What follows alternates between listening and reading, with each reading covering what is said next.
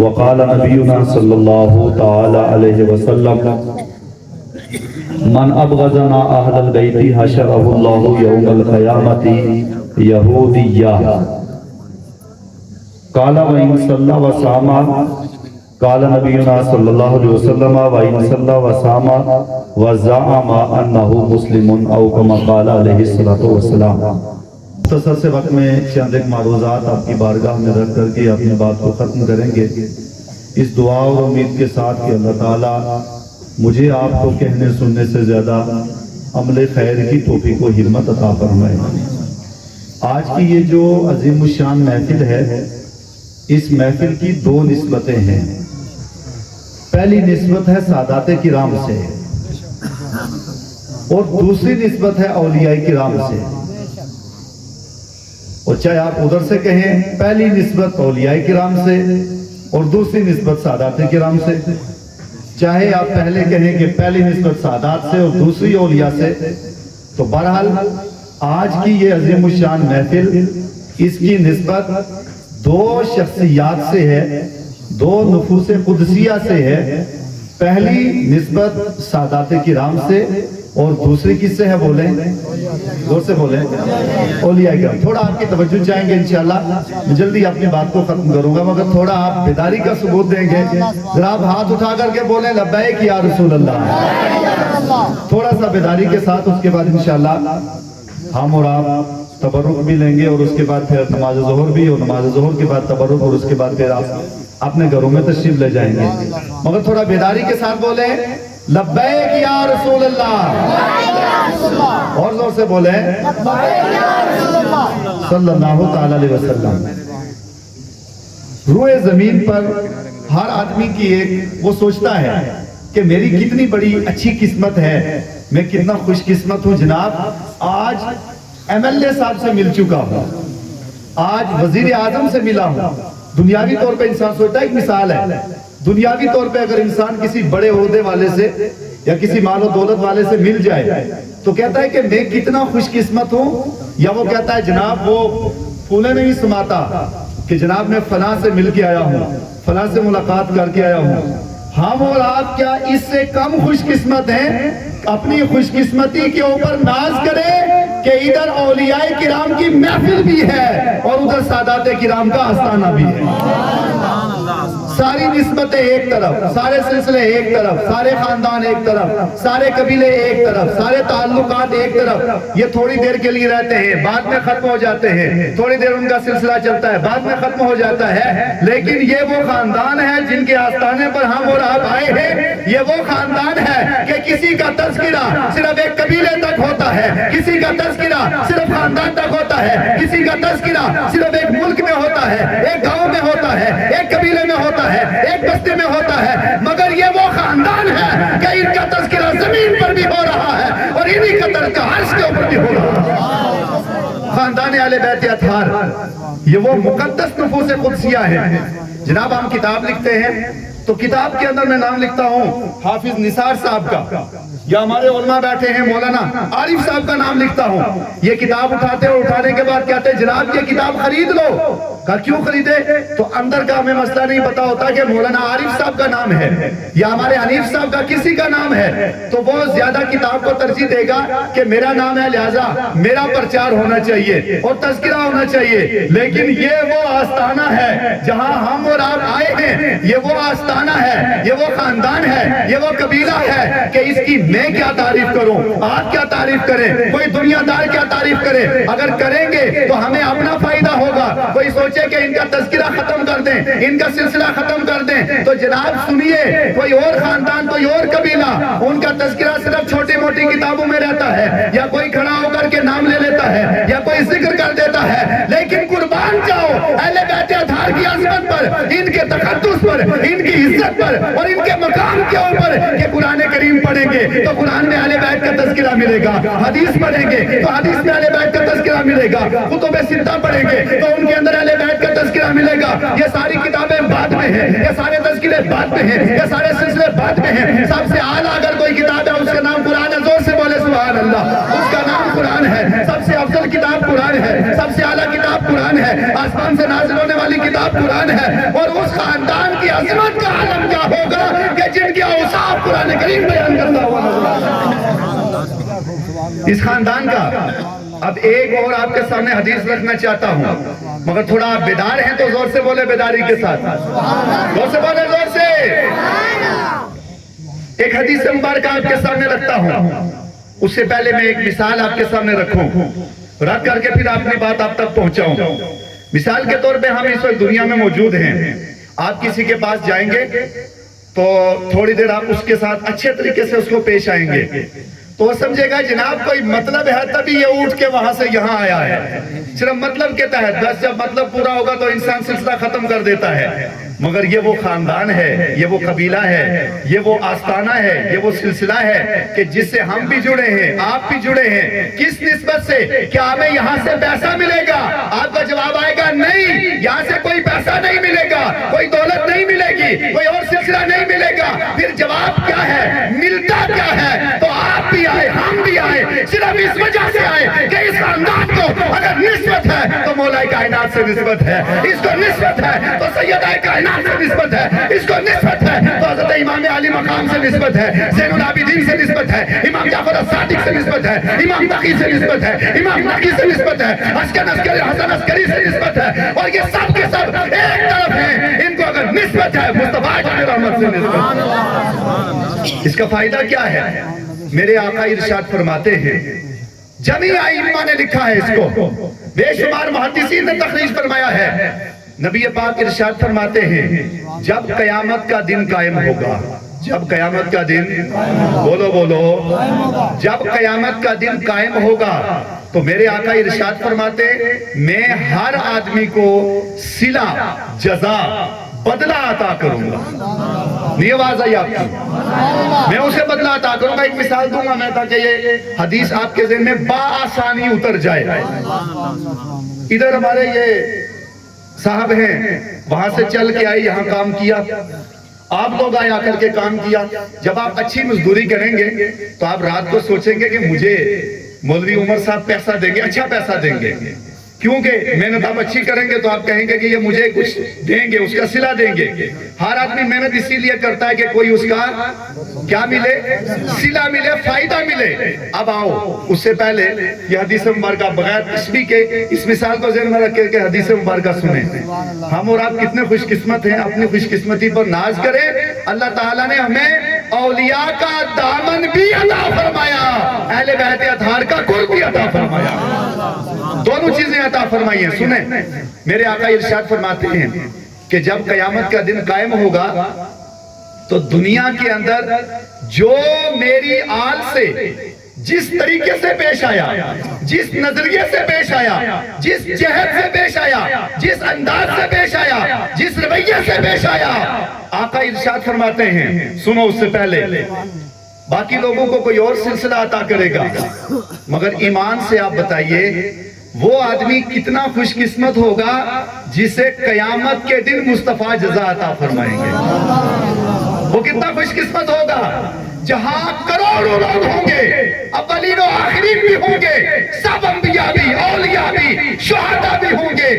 ایسے عالم میں کروڑوں لوگ موجود ہوں گے، ایسے عالم میں نبی پاک صلی اللہ علیہ وسلم ایک آدمی کو بلائیں گے، اپنے قریب کریں گے اور کہیں گے تو اتنا خوش قسمت ہے کہ تو نے میری آل کے ساتھ دنیا میں اس رویے سے پیش آیا، مولا کائنات سے ایسے پیش آیا، اور اس کے بعد حسنین کریمین سے ایسے پیش آیا، میری آل سے ایسے پیش آیا، تو میرے آقا ارشاد فرماتے ہیں کہ تم جس رویے سے بھی پیش آؤ گے یہ دنیا آپ کے لیے ہے، یہ سلسلہ آپ کے لیے ہے، آپ کو اختیار بھی عطا کیا ہے، لیکن جب قیامت کا دن قائم ہوگا اس کا صلہ قیامت کے دن مصطفیٰ عطا فرما دیں گے۔ ایک اور حدیث آپ کے سامنے رکھتا ہوں، اس حدیث کو بھی سن کے آپ کا ایمان تازہ ہوگا، مگر اس سے پہلے ایک بات آپ کے ذہن میں اتارنا چاہتا ہوں۔ میرے آپ کے کروڑوں اختلاف ہو سکتے ہیں، انسان غلطی کا پتلا ہے، خطائیں کر سکتا ہے، کوئی ضروری نہیں ہے، فقط انبیاء کی جماعت ہے اور فرشتے ملائکہ جو معصوم عن الخطا ہے، معصوم ہیں، انہیں وہ گناہ کر ہی نہیں سکتے، اور باقی جتنے سلسلے اللہ تعالیٰ نے ان سب کو گناہوں سے محفوظ رکھا ہے، مگر عام لوگ، میں ایک آپ کے ذہن میں بات اتارنا چاہتا ہوں، ہم اور اب خطا کار ہیں، انسان سے غلطی ہو سکتی ہے، خطائیں ہو سکتی ہیں، مگر جب آپ کسی پر اعتراض کرو، تان و تشنیع کرو، تنقید کرو تو تنقید کرنے سے پہلے صرف اتنا دیکھ لو کہ جس کے ساتھ ہم تنقید کر رہے ہیں اس کا باپ کون ہے، اس کا دادا کون ہے، پردادا کون ہے، لکر دادا کون ہے، پھر آگے چلتے چلتے یہ چلا کس سے ہے، خاندان اس کا کون سا ہے، قبیلہ کون سا ہے. تو اس کی خطا کو نہ دیکھو، اس کے خاندان کو دیکھ لو. زور سے بولے. ہمارے معاشرے کے اندر یہ بھی پایا جاتا ہے اور بدقسمتی سے کہنا پڑتا ہے کہ اس وقت پھر ہم کوئی سلسلہ نہیں دیکھتے، نہ آؤ دیکھا نہ تاؤ دیکھا، جو کچھ پھر کہنا ہوتا ہے اور جو پھر ہمارے ملفوظات زبان سے نکلتے ہیں، پھر اللہ آپ بہتر جانتے ہیں، اللہ معاف کرے، جو ملفوظات ہمارے ذہن سے نکلتے ہیں، جو آتے ہیں ہم کیا دیتے ہیں. سنیے ایک حدیث جو ابھی میں نے آپ کے سامنے تلاوت کی. پہلے نبی پاک صلی اللہ علیہ وسلم آپ کے سامنے تذکرہ کیا گیا تو آقا کریم صلی اللہ علیہ وسلم سے پوچھا گیا تو آپ نے ارشاد فرمایا کہ من ابغضنا اہل البیت حشرہ اللہ یوم القیامت یہودیہ.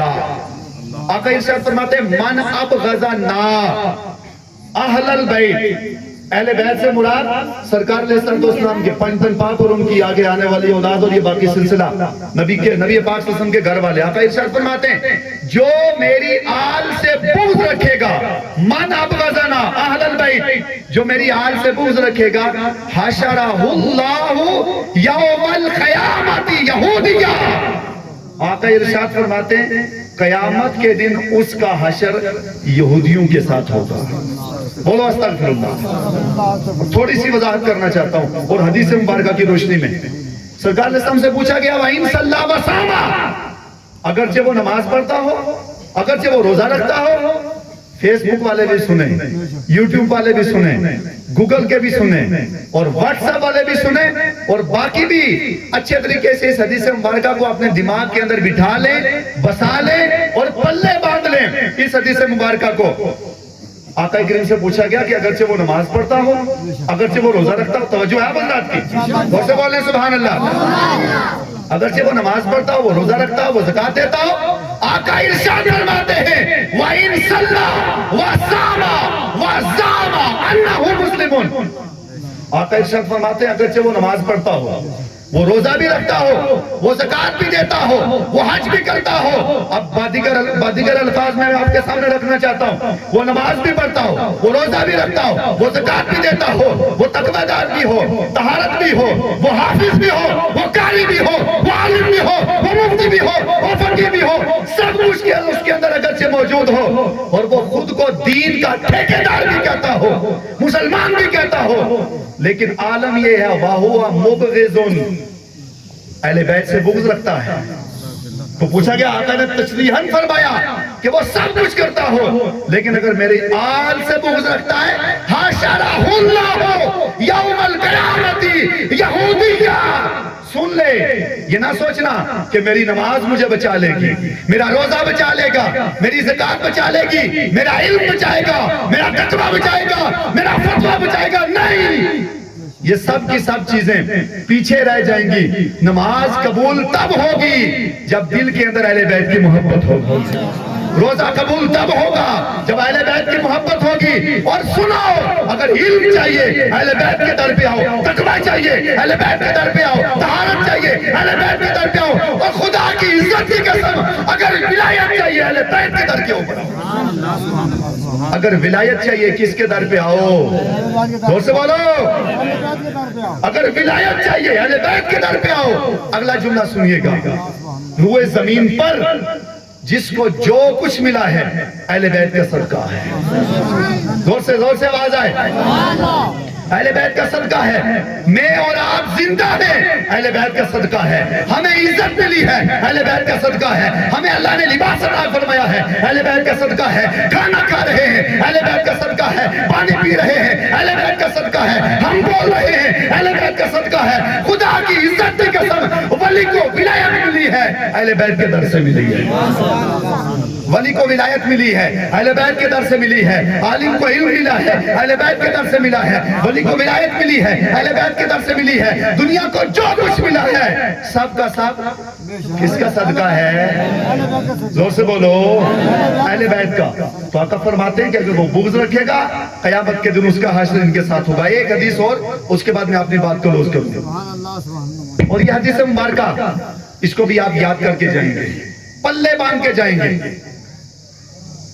इमाम अहमद बिन हंबल ने, इमाम हाकिम ने अपनी मुस्तदरक के अंदर इसको लिखा है, और बाकी आइमा ने लिखा है, मगर मैं मुस्तदरक अल हाकिम से आपके सामने रखता हूँ।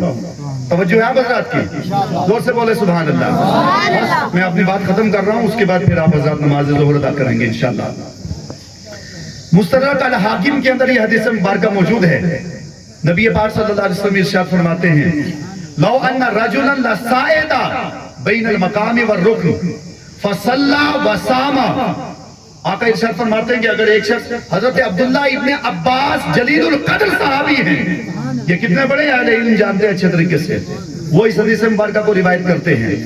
आका करीम ने फरमाया कि लौ अन्ना रजुलन लसायदा बैनल मकामी व रुकन।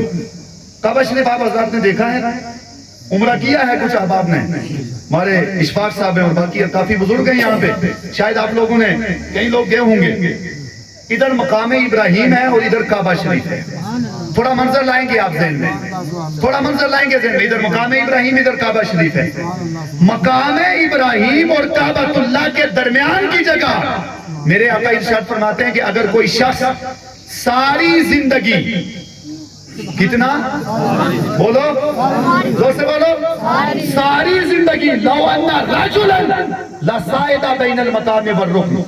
आका फरमाते हैं अगर कोई शख्स मकाम इब्राहिम और काबतुल्लाह के दरमियान सारी जिंदगी गुजार दे, बोलो, सारी जिंदगी गुजार दे, करे क्या? सुम्मा सल्ला, वो नमाज पढ़े, और नमाज पढ़ने के फौरी बाद क्या करे? तवाफ शुरू कर दे। क्योंकि वहां पहुंचेंगे आपको दो ही चीजें नजर आएंगी, तवाफ होगा और नमाज होगी। जब नमाज का वक्त आएगा तवाफ रुक जाता है, और जो ही आप एक तरफ सलाम फेरेंगे, दूसरी तरफ जो ही सलाम फेरेंगे उससे पहले लोग एकदम तवाफ शुरू कर लेते हैं। यानी दूसरी तरफ सलाम और तवाफ शुरू, दो ही चीजें, नमाज और तवाफ। तवाफ सुबह क़यामत तक काबा का बंद नहीं होगा, क़यामत तक चलता रहेगा। अब सुनिए, आका फरमाते हैं अगर मकाम इब्राहिम और काबतुल्लाह के दरमियान सारी जिंदगी गुजार दे, नमाज भी पढ़े, तवाफ भी करे, सुम्मा सल्ला, और आगे है वसामा, हाल ये हो कि वो दिन में रोजे की हालत में हो। ये एक खुसूसी पैगाम आप हज़रात तक और इन लोगों को पहुंचाएं, उन तक भी हम पहुंचाना चाहते हैं। वो भी इस हदीस मुबारका को पढ़े, सुने, गौर करें इसके ऊपर। कायनात बदल सकती है, जमीन आसमान सब चीजें इधर की उधर, उधर की उधर बर्बाद हो सकती हैं, मगर मुस्तफा जाने रहमत का जुमला बदल नहीं सकता। सुनिए, फरमाते हैं कि अगर पूरी जिंदगी वहां गुजार दे, अगला जुमला, वहुवा मुबग़िज़ुन लि अहली बैत मोहम्मद सल्लल्लाहु अलैहि वसल्लम दखल अन्नार। मेरे आका फरमाते हैं सारी जिंदगी गुजारते, नमाज भी पढ़ता रहे, रोजा भी रखता रहे, उम्रा भी करता रहे, तवाफ भी करता रहे, मगर हाल ये है दिल में, जुबान में नहीं, दिल में, फकत दिल में अहले बैत से बुग़्ज़ रखता है, अहले बैत से बुग़्ज़ रखता है। ये मैं नहीं कह रहा हूं, और हो सकता है कोई सोचे ही जनाब औलिया किराम का तज़किरा है तो ये जिक्र शुरू कर लिया। तुम कहते हैं हम उसका जिक्र कर रहे हैं जिसके दर से औलिया को विलायत मिली है, जिसके दर से उलमा को इल्म मिला है, जिसके दर से आपको, मुझे, सबको जिसके दर से मिल रहा है, हम उसी के दर की बात कर रहे हैं। और फिर अगला जुमला हदीस सही आपके सामने रख रहा हूं, और ये इन आइम्मा ने इसको लिखा है, और रिवायत करने वाले अब्दुल्लाह इब्ने अब्बास है, जलीलुल कद्र सहाबी हैं, जो सहाबा में 10 मुफ्ती थे, उन्हीं में से एक नाम अब्दुल्लाह इब्ने अब्बास रज़ियल्लाहु अन्हु का है। आका फरमाते वहुवा मुबग़िज़ुन लि अहली बैत मोहम्मद, सरकार फरमाते कि वो मेरी आल से बुग़्ज़ रखता है कहाँ जनाब? मैं आपका देखना चाहता हूँ, ज़हन हाजिर है कि नहीं? ये आदमी खड़ा कहाँ है? बोलो, जोर से बोलो, काबा शरीफ। और काबा भी कौन सा? इधर काबा और इधर मकाम इब्राहिम, इन दोनों के दरमियान में है। اس سے بڑھ کر کے کوئی سعادت مند نہیں ہو سکتا، مگر اس سے بڑا بدبخت بھی کوئی نہیں ہو سکتا کہ جو وہاں پہنچ چکا لیکن دل کے اندر سے اہل بیت کا بغض نہیں جاتا، نفرت نہیں جاتی، تعصب نہیں جاتا، اناد نہیں جاتا۔ سنیے آقا فرماتے ہیں اگر وہ وہیں مر جائے، وہیں مر جائے، دخل النار، سیدھا دوزخ کے اندر جائے گا، جنت کے اندر نہیں جا سکتا۔ تو جنت کہاں سے ملے گی؟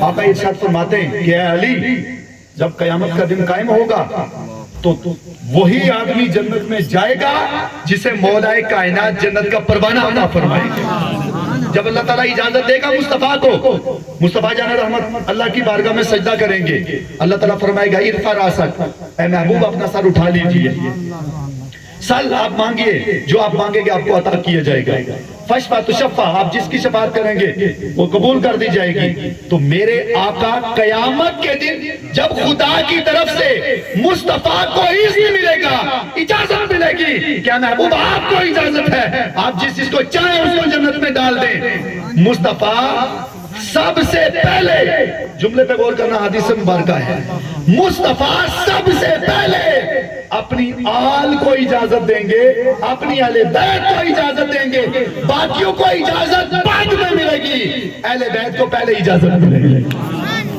اب آگے مولا کائنات سرکار فرماتے ہیں علی تم جس کو اجازت دو گے وہی جنت میں جائے گا۔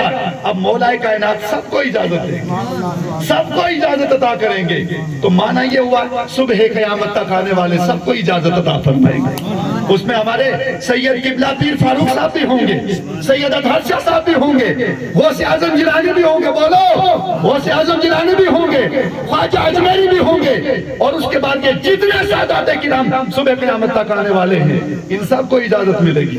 جب ان کو اجازت ملے گی قیامت کا منظر دیکھو، جب ان کو اجازت ملے گی مجھ جیسا گناہگار، ہم جیسا گناہگار اپنے گناہوں کی وجہ سے ڈگمگا رہا ہوگا، سوچتا ہوگا کہ ابھی جنت، ابھی مجھے جہنم میں جانا پڑے گا، ابھی آرڈر آ جائے گا جہنم میں جانے کا، مگر ادھر سے ہمارے پیر، ہمارے قائد، ہمارے رہبر، ہمارے مرشد، ہمارے پیر، ہمارے آقا، ہمارے مولا، ہمارے پیر تشریف لائیں گے، یہ سادات آ جائیں گے، سادات کی نظر پڑے گی، یہ سادات کہیں گے اے کہاں جا رہے ہو؟ یہ کہیں گے ہم اپنے گناہوں کی وجہ سے، اپنے خطاؤں کی وجہ سے دوزخ میں جا رہے ہیں، تو یہ سادات کہیں گے ٹھیک ہے وہ تمہارے گناہ خطا اپنے گناہوں کی وجہ سے دوزخ میں جا رہے، لیکن اللہ نے مصطفیٰ کو اجازت دی اور مصطفیٰ نے مولا کائنات کو اہل بیت کو اجازت دی، ہم مصطفیٰ کی آل ہیں، لہذا اب ہم تمہیں دوزخ میں نہیں جنت میں ہمارے ساتھ چاہتے ہیں۔ آپ حدیث پر غور تو کریں، حدیث پر غور تو کریں، جب سرکار اجازت دیں گے اہل بیت کو تو اہل بیت جس کو چاہیں گے اس کو پھر پکڑیں گے اور سیدھا جنت کے اندر لے کے چلے جائیں گے۔ آج اللہ نے مجھے بھی وقت دیا ہے، آپ کو بھی وقت دیا ہے، اس خاندان سے جڑو، اہل بیت اطہار سے جڑ جاؤ، ان سے جڑو، ان سے محبت کرو، ان سے نفرت نہ رکھو۔ اعلیٰ حضرت محدث بریلوی نے لکھا ہے کہ اگر سید سے خطا سرزد بھی ہو جائے تو اس کا طریقہ کیا ہے؟ وار امام، ہم اعلیٰ حضرت کیوں کرتے ہیں؟ باقی لوگوں نے لکھا ہے مگر خدا کی عزت کی قسم اعلیٰ حضرت محدث بریلوی نے سادات کا ادب اور احترام کر کے دکھایا ہے۔